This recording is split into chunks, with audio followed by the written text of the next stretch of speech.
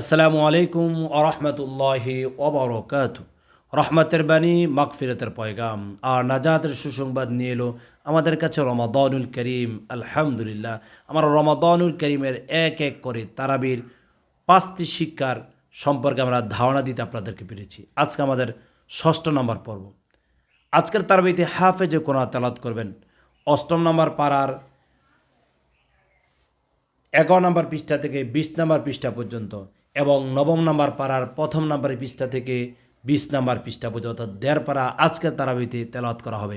প্রথম 6 দিনে যেই 9 পারা তেলাওয়াত করা হয়, আলহামদুলিল্লাহ আজকেই সমাপ্তি করা হবে।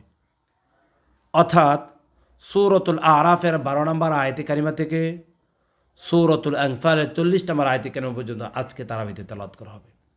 এর মধ্যে গুরুত্বপূর্ণ অসংখ্য অগণিত আয়াতে কারিমাগুলো রয়েছে, তার মধ্য থেকে কয়েকটি আয়াতের সারমর্ম আমি আপনাদের সম্মুখে তুলে ধরার চেষ্টা করব। এর মধ্যে সূরাতুল আরাফের 50 নম্বর আয়াতে কারিমা নিয়ে আমি কথা বলতে চাই। এখানে আল্লাহ তাআলা বলেন, উদউ রাব্বাকুম তাদাররুআ ওয়া খুফিয়া, তোমরা আল্লাহকে ডাকো ভয়ে ভয়ে, ভীতি সঞ্চয় হয়ে। আল্লাহ তাআলা তোমাদের ডাকে সাড়া দেবেন। সুবহানাল্লাহ, সুবহানাল্লাহ, সুবহানাল্লাহ। ইন্না রাহমাতাল্লাহি করিব, আল্লাহ তাআলার রহমত তোমাদের অতি নিকটবর্তী। যদি আল্লাহকে ডাকতে পারো, যদি আল্লাহর কাছে চাইতে পারো, আল্লাহ তাআলা তোমাদেরকে সব কিছু দান করে দেবেন, সব কিছু দিয়ে দেবেন। তাহলে আল্লাহকে ডাকতে হবে। আপনাদের চাওয়া, আমাদের পাওয়া, আমাদের আশা, আমাদের আকাঙ্ক্ষা, আমাদের তামান্না, আমাদের স্বপ্ন, আমাদের সব কিছুর জন্য একজনের কাছে চাইতে হবে। তিনি হবে আমার রব। সে রবের কাছে চাও, সে কথা আল্লাহ তাআলা বলছেন। তারপর সূরাতুল আনফালের 2 নম্বর আয়াতের মধ্যে আল্লাহ তাআলা মুমিনদের কি গুণাবলীগুলো থাকলে মুমিনদের মধ্যে ঈমান বৃদ্ধি পায় সে কথাগুলো আল্লাহ তাআলা বলেন। আল্লাহ তাআলা বলেন, ইন্নামাল মুমিনুনা আল্লাযীনা ইযা যুকিরাল্লাহ ওয়াজিলাত কুলুবুহুম ওয়া ইযা তুলিয়াত আলাইহিম আয়াতু যাদাতহুম ঈমানা ওয়া আলা রাব্বিহিম ইয়াতাওয়াক্কালুন। আল্লাহ তাআলা মুমিনদের গুণাবলীর কথা তুলে ধরেছেন, মুত্তাকিনদের গুণাবলীর কথা আল্লাহ তাআলা তুলে ধরেছেন। আল্লাহ তাআলা বলেন, ইন্নামাল মুমিনুন, নিশ্চয়ই মুমিন তো তারা, ইন্নামাল মুমিনুন আল্লাযীনা ইযা যুকিরাল্লাহ, যারা আল্লাহকে স্মরণ করে, ওয়াজিলাত কুলুবুহুম, আল্লাহকে স্মরণ করলে তাদের অন্তরগুলো ভীতি সঞ্চয় হয়, তারা ভয় পায়।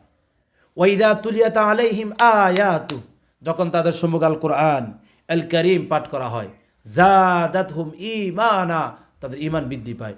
ওয়া আলা রাব্বিহিম ইয়াতাওয়াক্কালুন, আর তারা তাওয়াক্কুল করে, তারা ভরসা করে মহান আল্লাহ তাআলার প্রতি। যারা আল্লাহর প্রতি তাওয়াক্কুল করে, যারা আল্লাহর প্রতি ভরসা করে, আল্লাহর কাছে যারা মস্তক অবনত করে দেয়, সব কিছু করনেওয়ালা, সব কিছু দেওয়ানেওয়ালা, যারা আল্লাহকে মনে করে, আল্লাহ তাআলা বলছেন তারাই মুমিন। সুবহানাল্লাহ, সুবহানাল্লাহ। তাহলে আসুন না আল্লাহ সুবহানাহু ওয়া তাআলার কোরআনের শিক্ষাগুলো শিখি, কোরআনের শিক্ষাগুলো থেকে আমাদের নিজের জীবনকে আমরা পরিবর্তন করার চেষ্টা করি।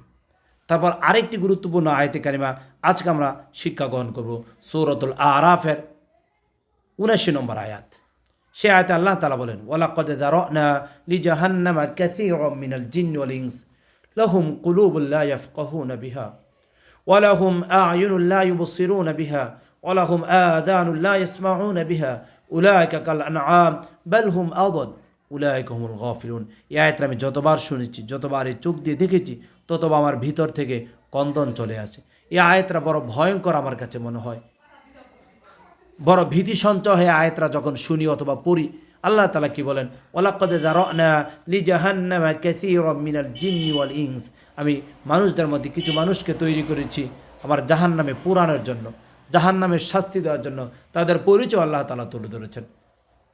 লাহুম কুলুবুন লা ইয়াফকাহুনা বিহা ওয়া লাহুম আ'য়ুনুন লা ইউবসিরুনা বিহা ওয়া লাহুম আযানুন লা ইয়াসমাউনা বিহা উলাইকা কাল আনআম। যাদেরকে আল্লাহ তাআলা কলব দিয়েছেন, কলব দ্বারা তারা অনুধাবন করে না। যাদেরকে আল্লাহ তাআলা চোখ দিয়েছেন, চোখ দ্বারা তারা দেখে না। কান দিয়েছেন, আল্লাহ তাআলা আল্লাহর বিধানগুলো মানে না, শোনে না, বুঝে না। আল্লাহ তাআলা বলেন তাদেরকে আমি তৈরি করেছি জাহান্নামে নেওয়ার জন্য। তারা 4 পা বিশিষ্ট জানোয়ার, তার চাইতে আল্লাহ তাআলা আরও নিকৃষ্ট বলেছেন, বাল হুম আযাল। তাহলে আসুন ভাই, এভাবে ধীরে ধীরে যদি আমরা আজকের কথাগুলো যদি বলতে চাই, অনেক সময় চলে যাবে। আমাদের হাতের সময় অতীব সংকীর্ণ হওয়ার কারণে আমরা দীর্ঘ সময় ধরে কথা বলছি না। আমি দৃঢ় বিশ্বাসে যদি বলি, আমাদের প্রতিটি প্রোগ্রাম দেখুন, শুনুন, জানুন, বুঝুন। কোরআনুল কারীম সম্পর্কে ভালো একটি নলেজ আপনার ভিতরে চলে আসবে। আমাদের আগামী পর্ব দেখার আমন্ত্রণ জানিয়ে এখানে বিদায় নিচ্ছি। আসসালামু আলাইকুম ওয়া রাহমাতুল্লাহি ওয়া বারাকাতুহু।